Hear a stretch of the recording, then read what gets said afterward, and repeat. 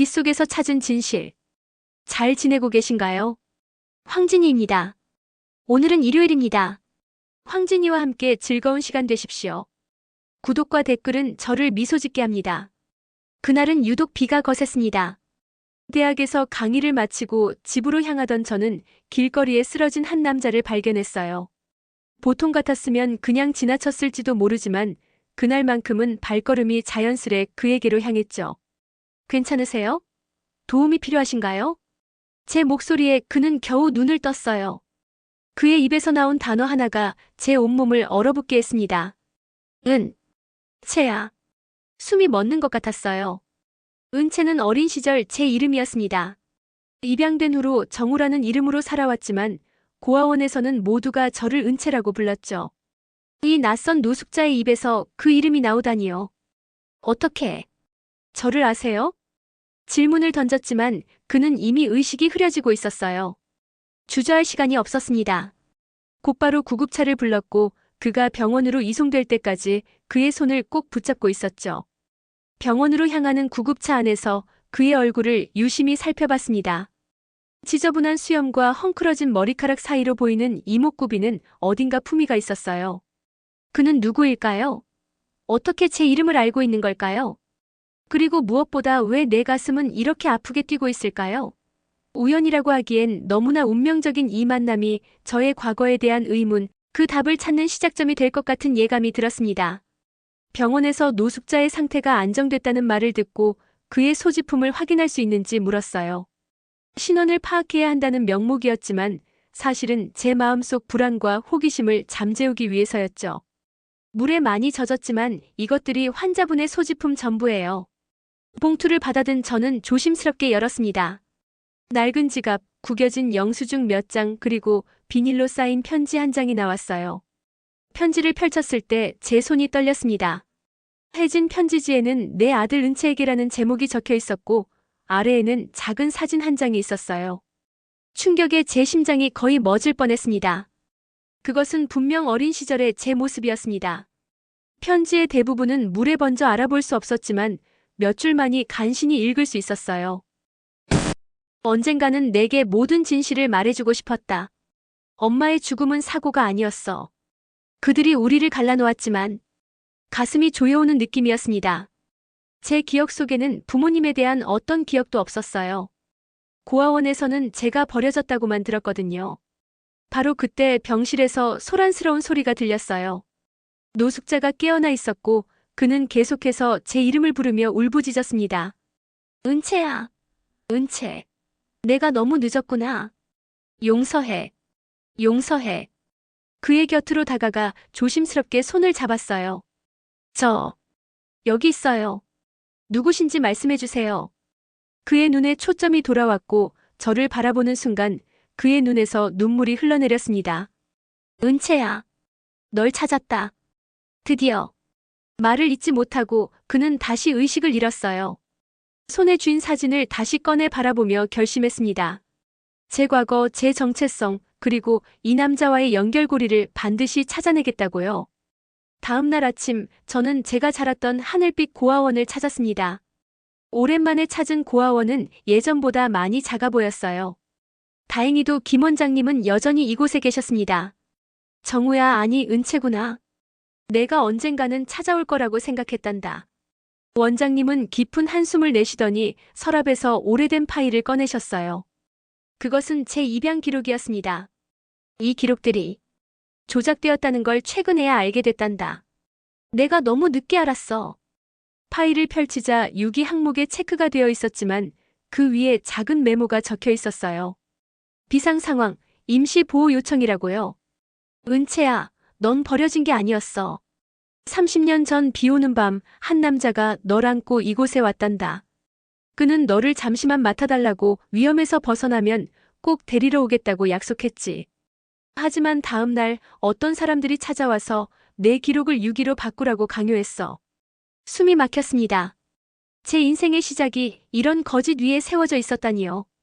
그 남자의 이름은 정세훈. 그가 널 데려왔을 때 그렇게 자신을 소개했어. 내 아버지라고 했지. 아버지. 그 단어가 제 귓가에 맴돌았습니다. 원장님은 서랍에서 작은 봉투를 꺼내주셨어요. 이건 내 아버지가 널 맡길 때 함께 준 거야. 내가 18이 되면 주라고 했지만 넌 그 전에 입양되어 떠나버렸고. 봉투 안에는 작은 열쇠와 주소가 적힌 메모지, 그리고 가족 사진 한 장이 들어있었습니다. 젊은 부부와 아기의 모습. 엄마, 아빠, 그리고 아기 은채였어요. 고아원을 나오면서 머릿속은 복잡했습니다. 한편으로는 분노가 차올랐지만 또 다른 한편으로는 드디어 제 뿌리를 찾을 수 있다는 희망이 생겼어요. 병원으로 돌아가는 길에 오랜 친구인 혜린에게 연락했습니다. 대학 시절부터 알고 지낸 혜린은 유명 시사 프로그램의 탐사 기자로 일하고 있었어요. 며칠 후 혜린이 급하게 연락해왔습니다. 정우야, 내 어머니는 서진그룹 회계팀에서 근무하셨어. 이름은 한미영. 30년 전 서진그룹 본사 건물에서 화재가 발생했고 그 화재로 내 어머니를 포함한 3명이 사망했대. 혜린이 건넨 오래된 신문 스크랩을 보며 숨이 막혔어요. 하지만 이게 전부가 아니야. 화재 발생 일주일 전 내 어머니는 회계팀에서 특이한 자금 흐름을 발견했어. 서진그룹 회장 명의로 해외 계좌로 빠져나가는 수십억 원의 비자금이었지. 혜린은 계속해서 충격적인 사실을 알려주었습니다. 화재 당시 CCTV 영상이 모두 삭제됐어. 경찰 조사는 빠르게 전기 합선으로 인한 사고로 결론지어졌지. 하지만 당시 화재 조사관 중 한 명의 비공개 메모에는 화재가 인위적으로 조작된 흔적이 있다고 기록되어 있었어. 그럼 아버지는? 내 아버지도 같은 회사 법무팀에 근무했어. 화재 사건 직후 그는 실종됐다가 약 1달 후에 발견됐지. 하지만 그는 정신병원에 강제 입원됐어. 그는 아내의 죽음이 타살이라고 주장했고 서진그룹 회장을 계속해서 범인으로 지목했대. 하지만 아무도 그의 말을 믿지 않았지. 아버지는 거의 10년간 그곳에 있었고 퇴원 후의 기록은 없었어요. 그가 어떻게 노숙자가 되었는지, 어떻게 살아왔는지에 대한 정보는 어디에도 없었죠. 아직 끝이 아니야. 내 어머니가 남긴 증거가 있을 가능성이 높아. 당시 팀장이었던 박철수라는 사람은 화재에서 살아남았고 지금은 은퇴해서 시골에 살고 있대. 새로운 희망의 불씨가 피어올랐습니다. 혜리는 그의 주소를 건넸고 내일 당장 찾아가기로 결심했어요. 다음 날 아침 일찍 경기도 양평의 한적한 마을로 향했습니다. 언덕 위에 자리한 소박한 한옥을 찾아 대문을 두드렸어요. 누구세요? 나이 지긋한 남자가 문을 열었습니다. 저는 떨리는 목소리로 자신을 소개했어요. 안녕하세요, 저는 정우. 아니, 한미영과 정세훈의 아들 은채입니다. 그 말에 박철수의 얼굴이 창백해졌습니다. 불가능해. 은채는 죽었다고 들었는데 숨이 멎는 것 같았어요. 제가 죽었다고요? 들어오게. 밖에서 이야기하면 안 돼. 그는 금고에서 봉인된 파일과 작은 상자를 꺼냈어요. 이건 자네 어머니가 남긴 거야. 화재 발생 하루 전 이것을 내게 맡기며 만약 자신에게 무슨 일이 생기면 세훈이에게 전해달라고 했지. 하지만 세훈이마저 사라져버렸고 자네는 죽었다고 들었네. 상자를 열자 어머니의 일기장과 USB 그리고 편지 한 장이 나왔습니다. 어머니의 필체로 내 사랑하는 아들에게라고 쓰여 있었어요. 내 사랑하는 아들 은채에게. 내가 이 편지를 읽고 있다면 나는 이미 이 세상 사람이 아닐 거야. 엄마가 서진그룹 회계팀에서 일하던 중 회장의 비자금 횡령 사실을 발견했단다. 이 사실을 알리려 했을 때 그들은 나를 위협하기 시작했어. 내 아빠에게도 위험이 닥칠 것 같아 너를 안전한 곳에 맡기기로 결정했단다. 아가야, 엄마가 너무 미안해. 하지만 알아주렴. 엄마 아빠는 너를 세상 무엇보다 사랑했다는 걸. 편지를 읽는 내내 눈물이 멈추지 않았습니다. 어머니의 마지막 메시지를 이렇게 뒤늦게 봤다니요. USB에는 모든 증거가 담겨 있네. 자금 흐름 기록, 회장의 지시 이메일, 심지어 미영이가 몰래 녹음한 회장과의 대화도 있지. 모든 것이 명확해졌습니다. 아버지가 저를 찾아온 이유, 그가 왜 그토록 절박했는지. 그는 30년 동안 진실을 밝히고 저를 찾기 위해 살아온 거였어요. 병원으로 돌아와 아버지의 병실로 향했습니다. 문 앞에 서서 잠시 망설였어요. 이 문을 열면 제 인생은 완전히 달라질 테니까요. 아버지. 처음으로 그 단어를 입에 담아보았습니다. 병실 침대에 누워 계신 아버지는 전날보다 훨씬 맑은 눈빛으로 저를 바라보셨어요. 은채야, 내가 정말 내 아들이구나. 꿈이 아니었어. 떨리는 목소리로 아버지가 말씀하셨습니다. 침대 옆 의자에 앉아 그의 손을 조심스럽게 잡았어요. 아버지, 모든 것을 알게 되었어요. 어머니의 죽음과 아버지가 겪으신 일들도. 제 말에 아버지의 눈에서 눈물이 흘러내렸습니다. 미안하다. 너무 미안해. 내 어머니를 지키지 못했고 너마저 제대로 찾지 못했어. 아버지의 흐느낌에 제 가슴도 무너져 내렸어요. 그의 두 손을 꼭 잡고 고개를 저었습니다. 아버지의 잘못이 아니에요. 아버지는 끝까지 진실을 찾으려 하셨잖아요. 가방에서 어머니의 일기장과 편지를 꺼내 아버지께 건넸어요. 내 어머니는 정말 용감한 사람이었어. 진실을 위해 목숨을 걸 만큼 정의로웠지. 내가 법무팀에서 일할 때 미영이는 회계팀에서 회장의 비자금을 발견했어. 우리는 함께 증거를 모으기 시작했지. 하지만 화재가 발생했고 내 어머니는 그들이 그녀를 죽였어, 은채야. 아버지의 손을 꼭 잡았습니다. 그의 고통이 제 가슴을 찢어놓는 것 같았어요. 하지만 이제는 달라졌어요. 우리에겐 증거가 있습니다. 그리고 무엇보다 이제 우리는 함께니까요. 아버지의 눈에 처음으로 희망의 빛이 반짝였습니다. 오랜 세월 동안 홀로 싸워온 그에게 이제 함께할 누군가가 생긴 것이죠. 아버지의 건강이 회복되는 데는 시간이 걸렸지만 의지만큼은 누구보다 강했어요. 저는 아버지를 제 아파트로 모셔와 함께 지내기 시작했습니다. 혜리는 어머니가 남긴 증거들을 검토하며 깜짝 놀랐어요. USB에는 서진그룹 회장의 비자금 증거뿐만 아니라 정치인들과의 불법 로비, 환경, 규제 위반 은폐 등 수많은 비리가 담겨 있었습니다. 아버지와 상의 끝에 이 자료를 바탕으로 다큐멘터리를 제작하기로 결정했어요. 혜리는 제작을 돕겠다고 나섰고 저는 어머니와 아버지의 이야기를 글로 담기 시작했습니다. 아버지, 어머니와의 첫 만남은 어땠나요? 대학 도서관에서 처음 만났지.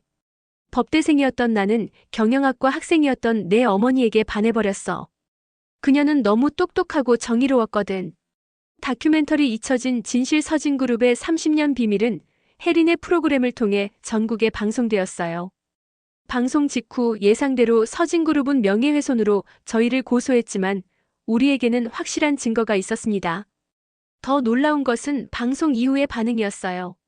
30년 전 사건의 관계자들이 하나둘 나타나기 시작했습니다. 그들은 모두 침묵을 깨고 진실을 증언하기 시작했어요.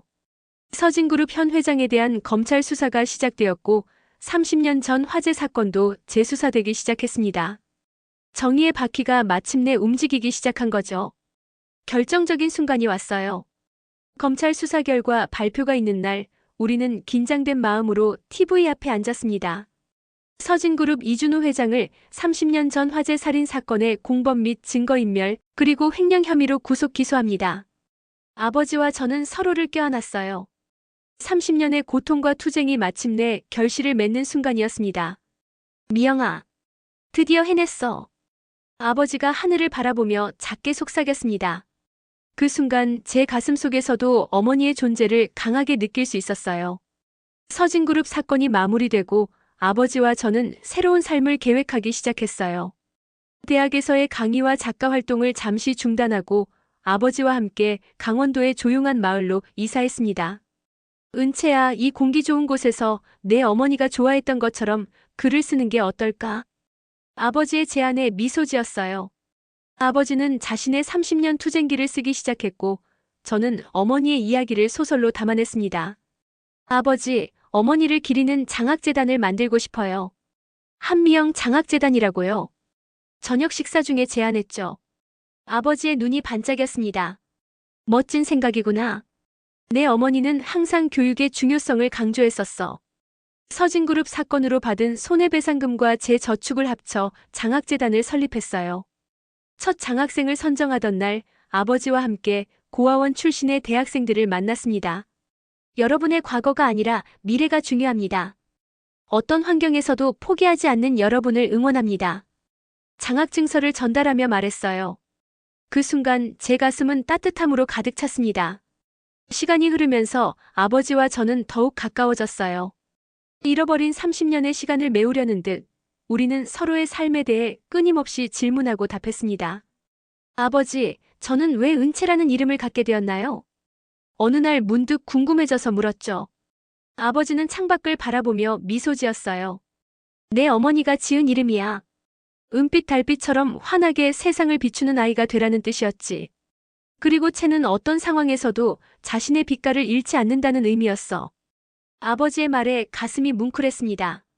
이제야 제 이름의 의미를 알게 되었고 그것은 마치 어머니로부터의 선물 같았어요.